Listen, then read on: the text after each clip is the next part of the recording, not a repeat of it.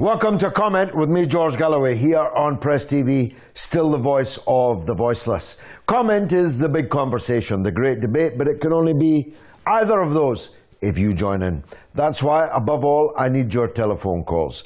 44208-601-4555. That's the number to call. We'll call you back. Establish a clear line, and remember, if you get on the television with me, the volume on your television has to be down at 0, or I'll have to press swiftly on, because no one will understand either of us. You can also SMS the show on 447800008066, or you can email me at comment@presstv.co.uk.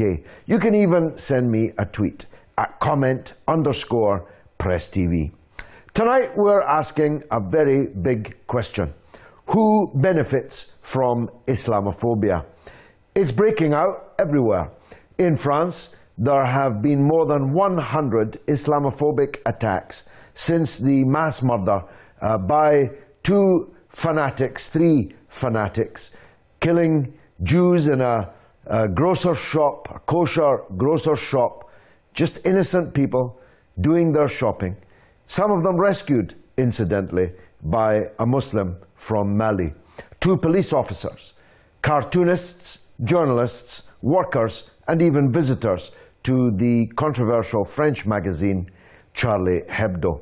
17 people were killed, and the whole world stopped to look and to pause and to pay tribute. Indeed, much of the world, including many charlatans, flooded to Paris to lead a march of more than 1 million people through the streets of the great French capital. But very few people have noticed the 100+ attacks on French Muslims and their properties in the days that have followed. There have been bombs, there have been grenades, there have been petrol bomb attacks, arson attacks, bullets fired, people assaulted. The Muslims in France are going through a very, very tough time. But it's not just in France. A wave of Islamophobia has swept Europe, and it has crossed the English Channel and reached here. We'll be talking in a few minutes to Tell Mama, Fayez Mogul of Tell Mama, which charts anti-Muslim Islamophobic attacks. But before I go to Fayez, let me give you my own view as to who benefits. The first people who benefit are racists. There are some fools who constantly say that hating Muslims cannot be racist because Islam is a religion, not a race. Well, it's true that in Europe and North America there are white Muslims, actually a growing number of them. But the vast majority of Muslims in Europe and in Britain are people of colour. And for the racists who once upon a time just evinced their hatred of all people of colour, a synonym called Muslim, a synonym called Islam has emerged in its place, which allows them to say that they're not racist, they just hate Muslims, they just hate Islam. And these racists, of course, provide a voting base for right-wing parties, particularly in Europe, though with the rise of UKIP here in Britain, we're catching up fast. UKIP have shifted the entire debate around immigration and by extension race to the right. They have succeeded in imposing their agenda on so-called mainstream parties and thus have achieved already a very considerable victory before a vote has been cast in the general election. So right-wing parties, racists benefit from Islamophobia. Liberals benefit from Islamophobia. These are people, generally speaking, who don't believe in God, who ridicule the idea of God, who simply cannot figure that people can be of faith.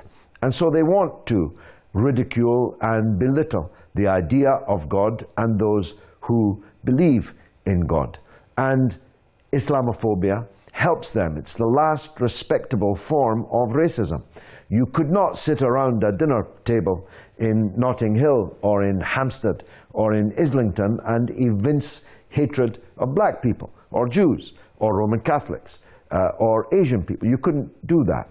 But you can, and they do, sit around a table belittling, ridiculing, slandering Islam, slandering Muslims. So they also benefit. Israel benefits from Islamophobia because Netanyahu and people like him place themselves in this narrative that we are you, you are us, and they are the other. And you see what we're up against. You see what happened in Paris. We face that kind of danger every single day.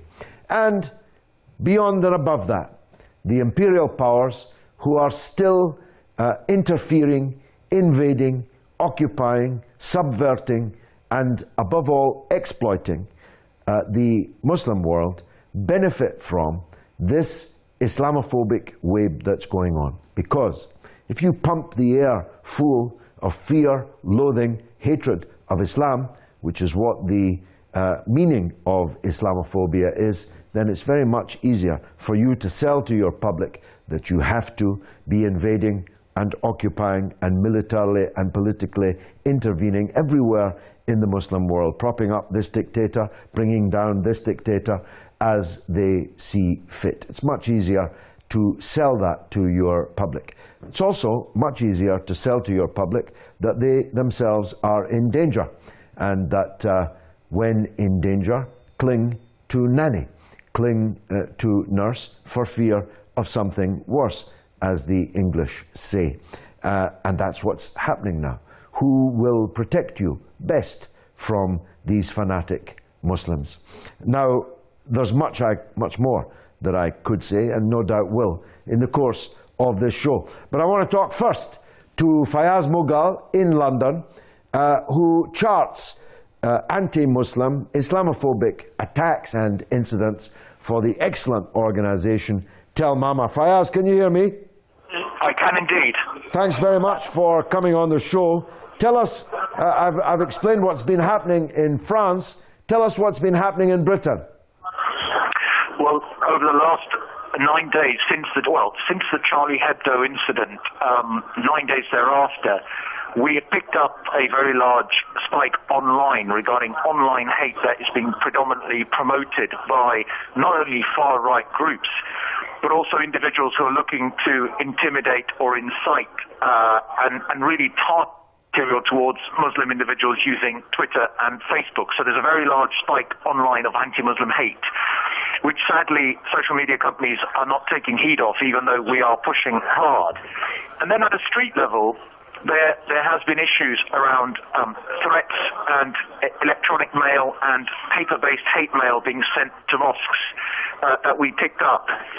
Allied to that, in Birmingham, there were 2 incidences of one of graffiti saying Islam must die on the Birmingham University campus with a swastika on it, and a mosque in the area also had a swastika that was placed outside of it.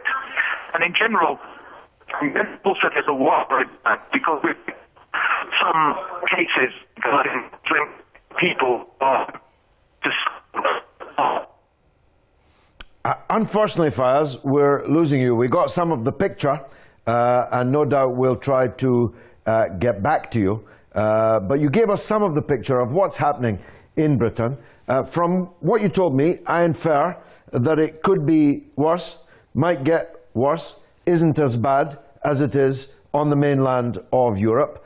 But if I've got that wrong, no doubt you'll come back to us. Let's go to the video wall, and I want to ask you a question. But first, this refers to the leader of the Islamic Revolution addressing the youth in Europe and North America. He wrote a letter, a very, very powerful letter. I wouldn't normally quote at length from a letter in what is a short program, but he's addressing the youth because he doesn't want to overlook their parents, but he thinks that the youth are more open to the argument that he is seeking to make. He doesn't address the politicians and the statesmen because he believes that they have consciously separated the root of politics from the path of righteousness and truth, and who could doubt him in that? He deals with the issue of the negative image of Islam constantly pumped out everywhere in the West. He asks what the Islamophobic agenda is. He explains something of the Islamic faith.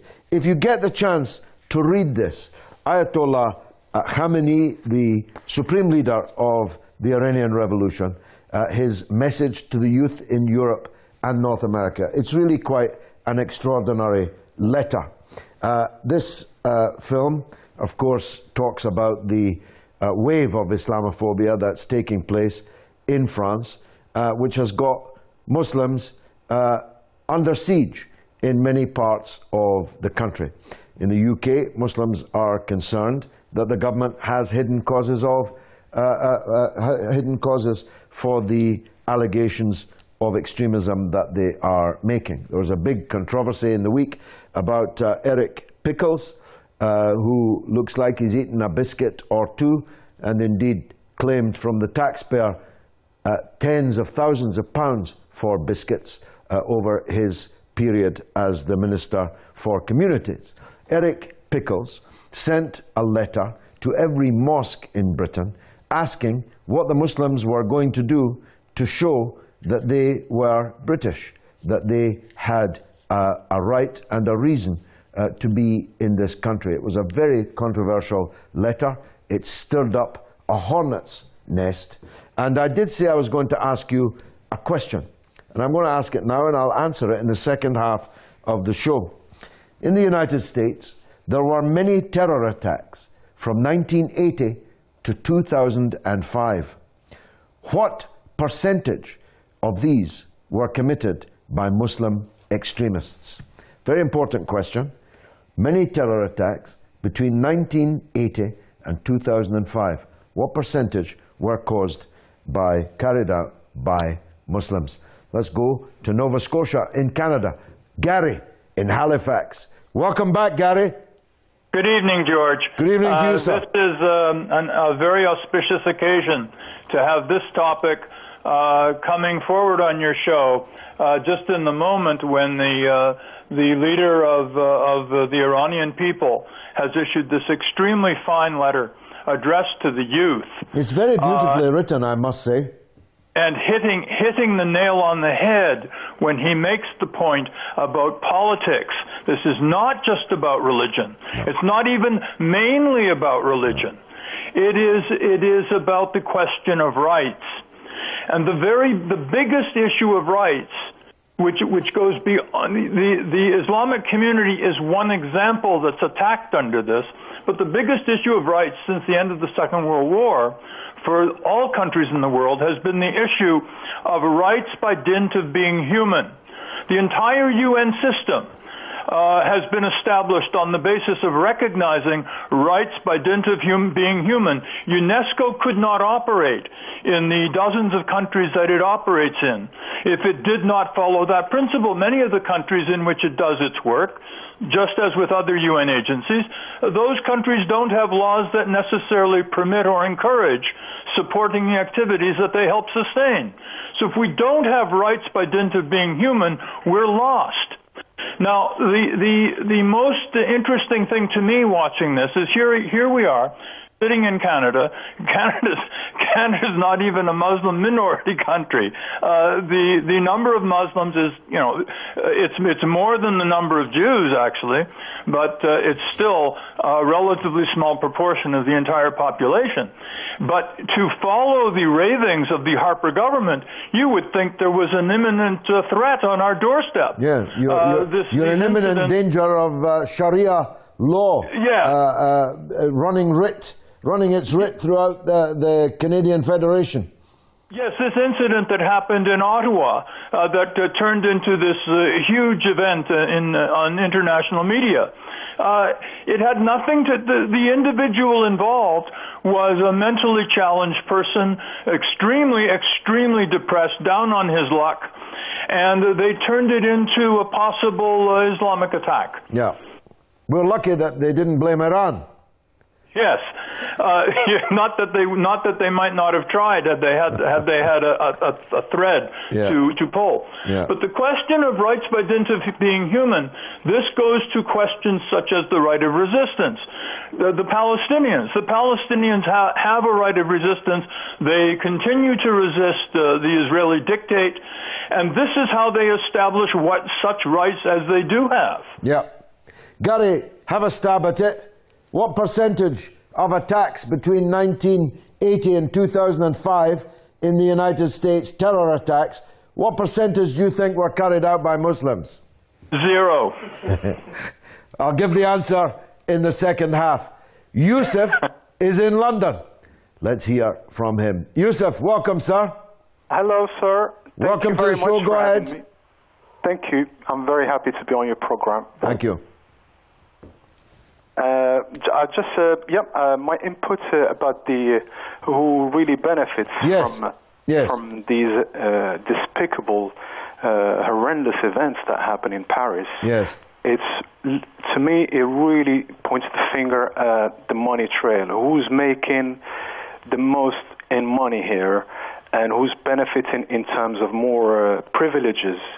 And it's always, when you look at the way the media talks about this whole event and many other terrorist attacks in various areas around the world, it's always pointing at their terminology and the narrative they use to pin down the blame all on the Muslims and the Islam in particular. Lately, it has been openly disrespecting the religion itself and its guidelines, everything that is about Islam, and that it's creating some backward population on the planet. And all that is being really just used as an excuse. It's really not the religion, but it's really the general human rights and the rights, civil rights, social rights, in a democratic society. And I think there is a major clamping down on these freedoms. And I agree with Gary, as he mentioned, it's to launch this kind of, probably the martial law. They'll probably find a new name for it, but it's all to do with the militarization of the Western nations and getting people more submissive to losing more of their rights. Well, certainly the rights are being taken away as we speak. There are new powers being proposed. Even WhatsApp is going to be banned if David Cameron gets his way. Yusuf, thanks for the call. Let's talk to Zahra in Buckinghamshire in the United Kingdom. Zahra, welcome. Thank you, George. Hello. Just want to ask you if you saw Channel 4 News on Tuesday evening. I didn't know. No, well, you missed something there, because there was an interview, Kathy Newman was interviewing, I think he was a CIA spokesman, Michael Schur, and you must watch it. It's on Catch Up Channel 4 Tuesday evening. Okay. She interviewed him, and if you want to know who benefits from Islamophobia, it came straight out of the horse's mouth. Tell me. He said, and I quote, his comments on Western policy towards Iraq, he quotes, he says, the thing was ideal when ISIS was advancing on Baghdad because Sunnis were killing Shias. That's exactly what we need. This is his quote. And if you listen to the rest of the interview, it's so blatant that they were really happy supporting ISIS because they were killing the Shias, and hopefully the Sunnis would kill the Shias and that would be the end of it. They were fighting their war. And it's a really violent way of expressing. I mean, basically, he was advocating the genocide of a global religious minority live on Channel 4 News, while also expressing the support for the rise of the terrorist group. ISIS, which is responsible for mass sectarian executions of various different minorities, including the Sunnis in Iraq. I mean, and Cathy Newman actually didn't even, question it. And basically another thing you don't need to tell me about her.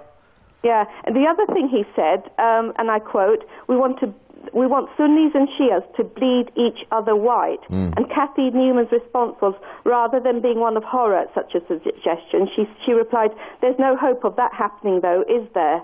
I mean, incredible, unbelievable. That sounds astonishing. Everyone should go catch up and we should write letters of complaint. I mean, it's horrendous. Yeah. Can you tweet that to me, Zahra, and I'll get it winging around my hundreds of thousands of followers. That would be helpful. Will do, George. Thank you. Thank you, Zahra. Let's take more calls in just a minute. I wanted to go through just one or two of the other points that I wanted to make. The first one is that one is told that Charlie Hebdo is about to be published in London, is coming across the channel, presumably translated, although the cartoons, as they're called, need no translation.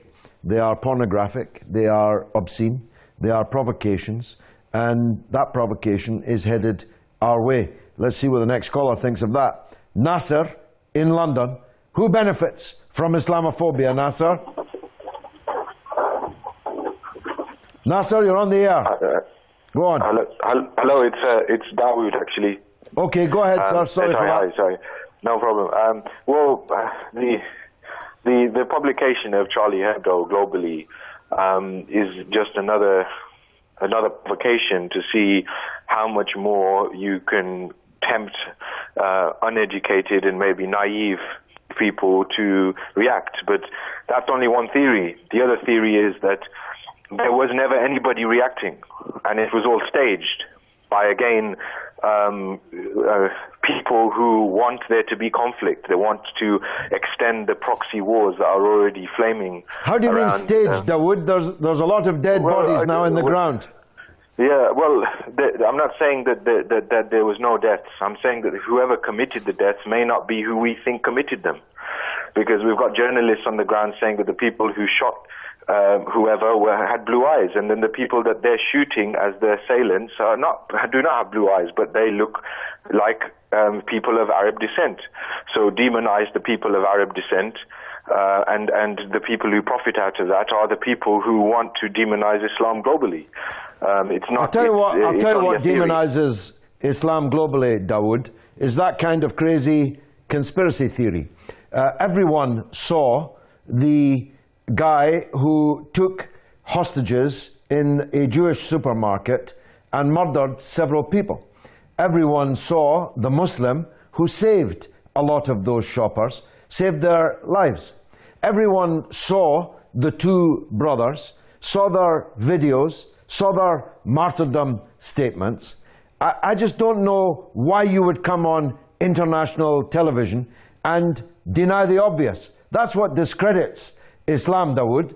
We have to recognize that amongst the Ummah, there are some people who are crazed, enraged, maniacs, who are ready to cut other people's heads off, cut out their hearts and eat them, murder Jewish shoppers who just happen to be in a supermarket, murder a Muslim policeman as he lies on the ground. That's what's discrediting, Dawood, the failure to accept that this problem exists.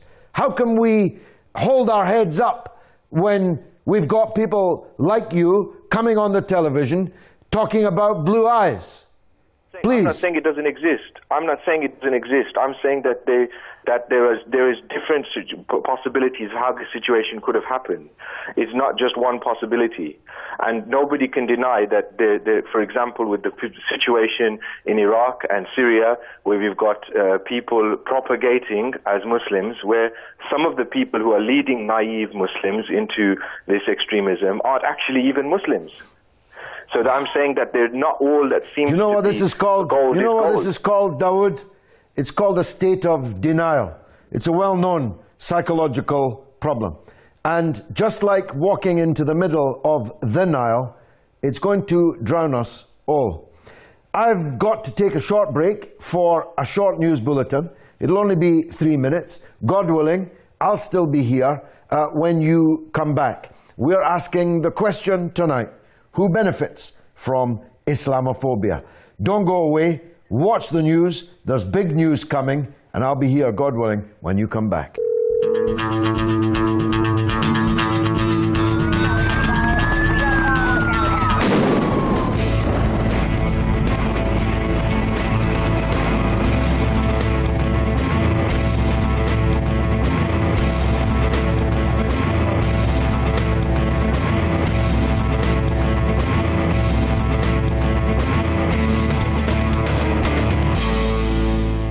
Welcome back to Comment with me, George Galloway, here on Press TV, still the voice of the voiceless. We're asking the question tonight, who benefits from Islamophobia?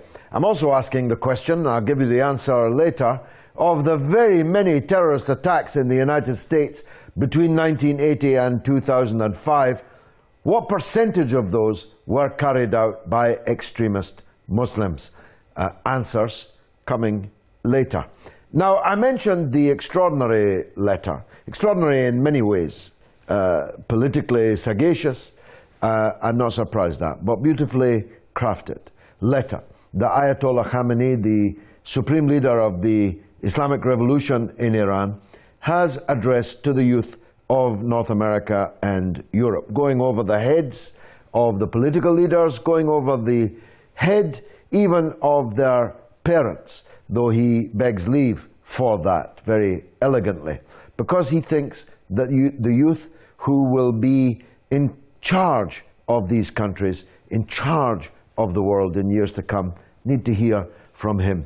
There, he's saying it, not because I overlook your parents, rather because the future of your nations and countries will be in your hands. And he goes on to address some of the issues that we're talking about this evening. Let's see if we've got more quotes up here. Many attempts have been made over the past 2 decades to place the great religion of Islam in the seat of a horrifying enemy. He makes the point that since the collapse of the Soviet Union, there has been a very concerted effort made to put Islam in the place of communism as the bogeyman, the demon, the enemy that must be confronted without and within. He asks, why does the power structure in the world want Islamic thought to be marginalized and remain latent? Study and research the incentives behind this widespread tarnishing of the image of Islam. Very powerful appeal. And he goes on later in the letter to suggest some of those reasons, motives. Don't allow this dynamic and effective reality in today's world to be introduced to you through resentments and prejudices. In other words, learn what Islam actually is, what Islam actually says, rather than what the Sun or Sky News or the BBC tell you that it does. Gain information about Islam through the Quran and the life of its great prophet. And he says, I'd like to ask you whether you have directly read the Quran of the Muslims. And of course, the vast majority of people have not. And one final one from the letter. Don't miss the opportunity to gain proper, correct and unbiased understanding of Islam, so that hopefully future generations would write the history of this current interaction between Islam and the West with a clearer conscience and lesser resentment. It's a very elegant piece of work, and we should be grateful for it. Of course, it hasn't had very much publicity in the Western media, so I'm happy to try and publicize it here. Mohammed is in South Wales, always worth hearing from. Mohammed, who benefits from Islamophobia? Assalamu alaikum to you, George. Wa alaikum salam. Go ahead, sir. Right. Well, there's a whole bigger picture here, isn't it? Who would benefit from all Islamic phobia? Well, basically, it would benefit the wealthy family of Rothschild, because what they really want to do is have a third world war, right? So they are basically trying to get Iran into anger, so they can have another war with Iran. So that's the reason why it's so easy for them to target Islam. And basically the ISR, their so-called Khalifa, is not actually a Muslim. He is a Mossad agent, right? Do you know what ISI stands for? Israeli Intelligence Service. That's what it actually stands for, not the Islamic. And he is working for the Israeli government. There is no such thing as a Khalifa. He cannot appoint himself as a Khalifa in the Muslim Ummah, right? Okay? And the people who are helping him, it's sad to say, that is the Saudi government, right? A Kuwaiti government and United Arab Emirates government, right? They are the one who is backing these kind of a terrorist. Do you know they released 20,000 Saudi government prisoned from their jails to go and fight with these Muslim people, to go and kill these innocent Syrians, Iraqi people, and yet the West is saying, oh, it's Islam terror. It's not Islamic. It's nothing to do with these people, are nothing to do with Islam. Islam is a loving, peaceful, kind religion, being humble to other human beings. The Prophet said, if they are not your brothers or sisters in Islamic faith, they are your brothers and sisters in humanity. So how I could, if I'm a Muslim, how could I go and kill a Christian person when he is my brother or my sister? This is absolutely terrible what they're trying to pervade about Muslim Ummah, George. It's sad. Like the curate's egg, Mohammed, that contribution was good in parts. First of all, the Rothschild family, I really don't understand this infatuation with a family utterly marginal in both financial and political affairs. And I really hate it when I think that it's a synonym for Jews. Stop looking under the bushes for Jews. Secondly, the so-called caliph is not a Mossad agent. He's not an Israeli. He's not a Jew. He's a fanatic Takfiri Muslim. He's a real person. His name is Samurai. He's changed it to al-Baghdadi. He's an Iraqi. The people who are cutting out the hearts and eating them in Syria are Muslims. They're Syrians and Iraqis, or Chechens, or British, or Norwegian, or Swedish, or Danish, or Dutch, or Belgian, or French fanatics. Stop denying the truth. Stop denying the truth. Because if you deny it, you will never get to the heart of the matter. We have to win back Islam from this narrow, fanatic, extremist, Takfiri, Wahhabi, Saudi-sponsored madness. And you won't do it if every time they commit a crime, you're looking for blue eyes. Or every time they commit a crime, you're looking to blame the Rothschilds. Or every time they commit a crime, you're looking to say it's actually Mossad. I'm sorry, I'm getting angry with this kind of stuff. Let's go to the video wall and take some Twitter feed, which comes in. By the way, the debate continues on Twitter after the show. Here's 3. Sykesy says, Israel, America, and the UK. Well, that's 3 of those who definitely do benefit from Islamophobia. 3 of the culprits that I referred to in my opening remark. Uncle Sam, who benefits? No one. Maybe gun sellers or imperial colonialists. Islamophobia is food for their greedy policies. Very good. Shah 1028 says, America needs a war. Muslims don't. The economy is crashing. Keep calm and carry on. Well, the Twitter feed is going bananas. Let's hear from Zona. Is it Zona? In Leeds. Yes, yeah, go ahead. Go ahead. In Paris, we had a mad gunman on the rampage going at Charlie Hebdo, a satirical magazine. Now, what did Charlie Hebdo do so wrong? They depicted a person called Muhammad, who 75% of the world don't even believe he was a prophet at all. So what's so wrong in drawing a cartoon about him? Do people deserve to die because of that? Yesterday we had a filthy rodent in Tel Aviv who hadn't stabbed enough people on the bus. After he'd got off the bus, he went and stabbed an innocent woman in the back. Listen, Mr. Galloway, just wake up and smell the coffee. In the end of the day, there's no such thing as Islamophobia. It doesn't exist. The only thing that exists is that Muslims committing crimes all around the world in the name of Islam. Wake up and smell the coffee. If you don't like the West, shove off to Gaza. We don't need you here. Well, Zona, in a call designed to say there's no such thing as Islamophobia, did rather a good job of demonstrating just exactly what Islamophobia looks and sounds like.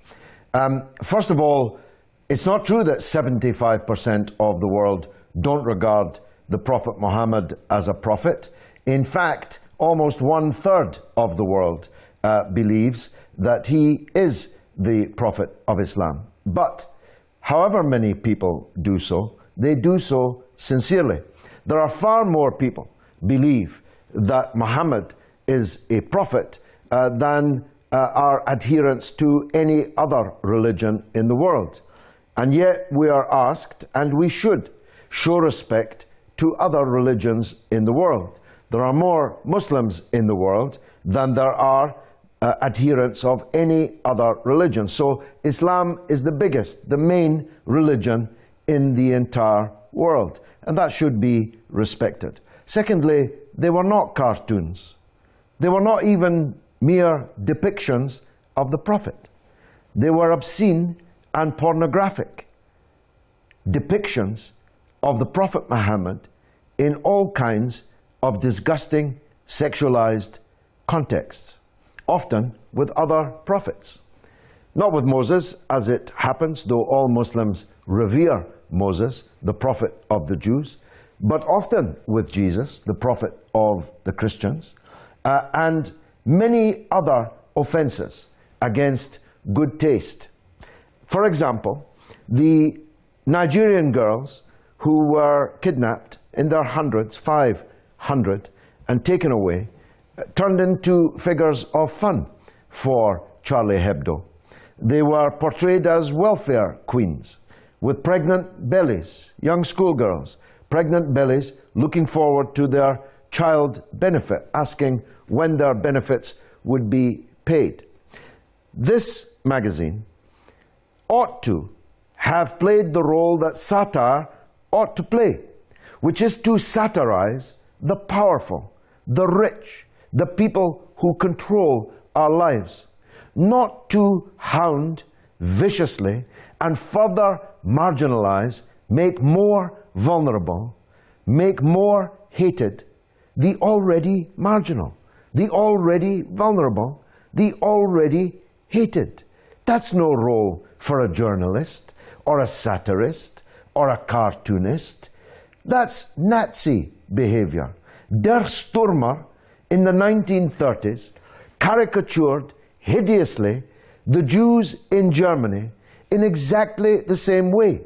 In fact, the facial representations in Der Stürmer of Jews are almost identical to the facial characterization of Muslims in Charlie Hebdo. So, to answer your second, I think, question, nobody deserves to die or suffer violence for anything that they say, write, or draw. But neither can you expect 1.7 billion Muslims in the world to remain entirely unmoved by hideous, pornographic, obscene caricaturing of their prophet. As the Pope said, that's asking for trouble. As the former head of British intelligence said, that's a provocation that can only lead to trouble. And as 40% of the French themselves, the people who suffered the mass murder, 40%, 42% of the French people themselves said these things should never have been published. So, whoever you were in Leeds who made your obscene call and ran away, put that in your pipe and smoke it. Mario is in Malta. Mario, welcome to the show. Good evening, George. Good evening, sir. You know what I say is U.S. just built another monster, you know. Before it was Osama bin Laden. And now this monster will turn against America and the whole Europe, you know. That is the ISIL. That's they built. And they don't give armaments to this kind of people. They are the worst people in the world. They don't fight the ISIL, the Israeli. You know, because Israeli, they're friends with the Americans. That's the whole thing. This is the kind of where we're living, you know. Okay, Mario. Thanks for that call. Can I ask you this? What percentage of terrorist attacks in the United States in the 25 years between 1980 and 2005 do you think were carried out by extremist Muslims? No Muslims. It must be Americans themselves, they do it, you know, they just don't care. These people, they all got guns all over the country and killing even African Americans, they just don't care, you know. They are crazy. Okay, Mario, thanks for that. Let's go back to the comment wall, take some more tweets coming in thick and fast. Curtis Prosser, for what? To face even more oppression than they do here. Manal Mohammed, really? And there's no such thing as racism and bigotry. Peter Craven, arms dealers and their shareholders, they benefit from Islamophobia, undoubtedly, Peter. Maggie Carter, Armageddonists and weapons makers benefit, and apparently snipers killing Arabs and Muslims, Hollywood movies too. That's a very good point, Maggie. A very disgusting and disturbing movie seems to have exploded with quite some force on the Hollywood scene. Don McIntosh says the Zionists benefit, and I did make that point earlier. Curtis, again, those who get a kick from discriminating against others.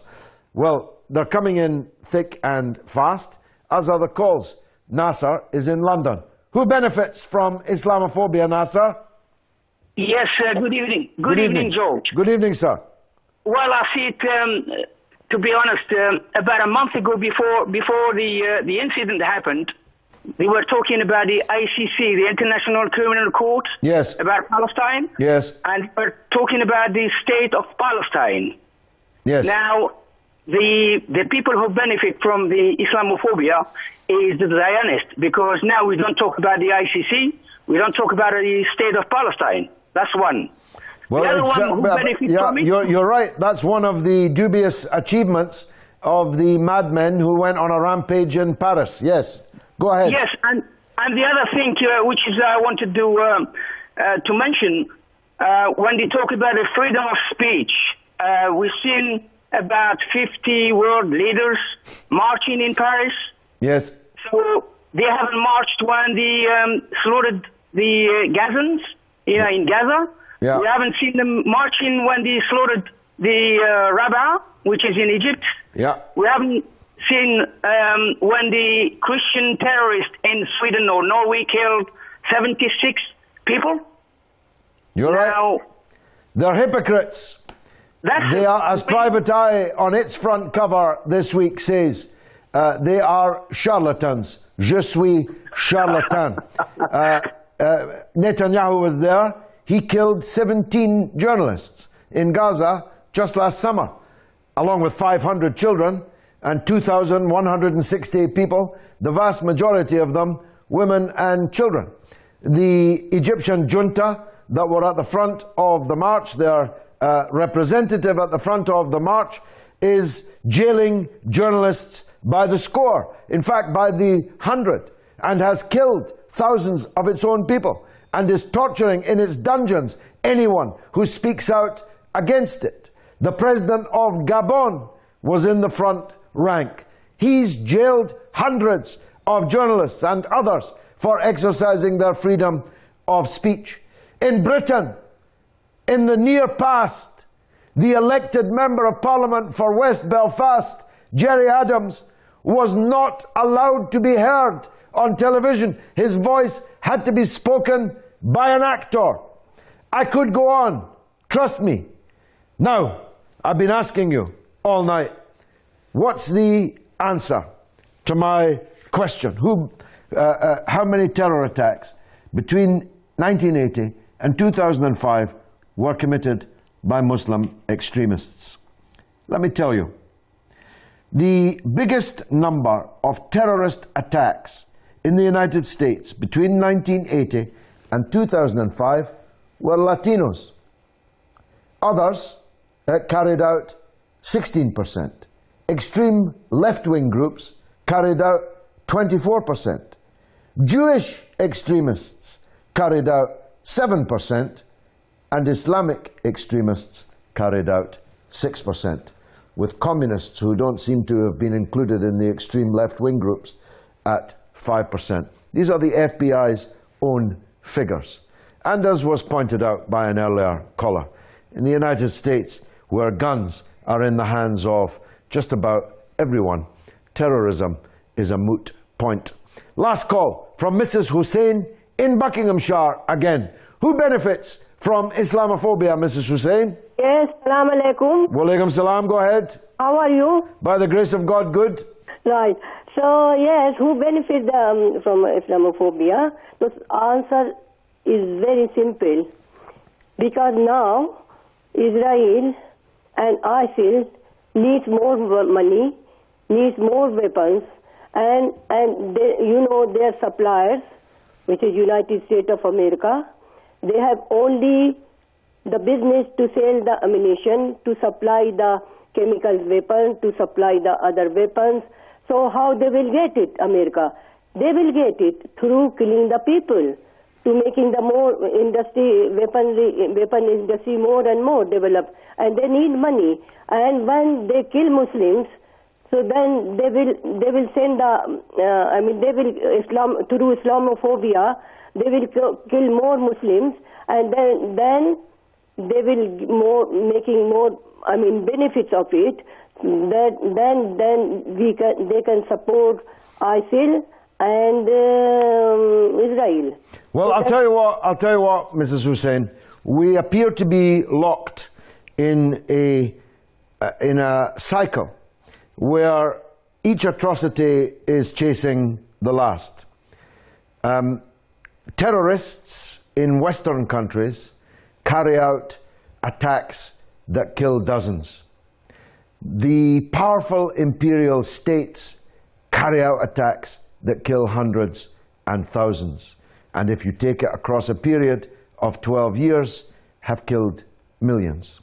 The big terrorists in the White House and in Whitehall and in Westminster and in other chanceries and governments around the world carry out big terrorist attacks. They're the big pirates. The small pirates are the kind of people who caused havoc on the streets of France this week. Each atrocity is chasing the last. And if we don't get off this track, it's going to consume and destroy all of us. It's been marvelous for me. I hope it was for you. You can continue the discussion on Twitter at comment_PressTV.